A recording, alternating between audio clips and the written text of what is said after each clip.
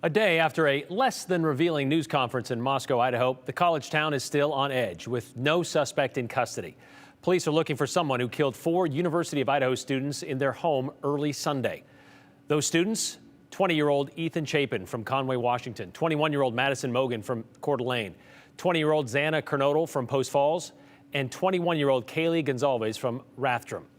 News Channel 7's investigative reporter Alex Duggan is live in Moscow right now. And Alex, we've had a few things come out today about this investigation. 5 days later, what are we learning today that's new from what we heard yesterday?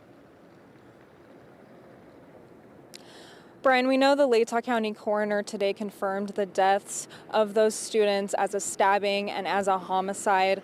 This town right now is currently grieving. There's signs everywhere that say prayers for our vandals. We also know that the behavioral analysis unit, as we learned today, is assisting in the case. Hopefully they may be able to create a profile of the suspected killer, but that is not confirmed by police, and they won't talk about what the behavioral analysis unit is exactly doing within the investigation. But they do also do a lot of crime scene investigations, and they provide interview techniques and things like that. They provide a lot of help with investigations in this small town. There were a couple questions yesterday during the press conference, the news conference yesterday, about the timeline of where these 4 may have been the night before, the morning of this murder. Do we know anything more about that today? Brian, we don't know anything more about that. We just know that they were possibly at a bar that night, and the couple, Ethan and Xana, they were at a party.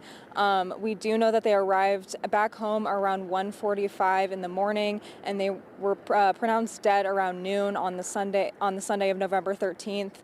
I did speak with the Corner Club owner today. He could not confirm if the 2 were seen there.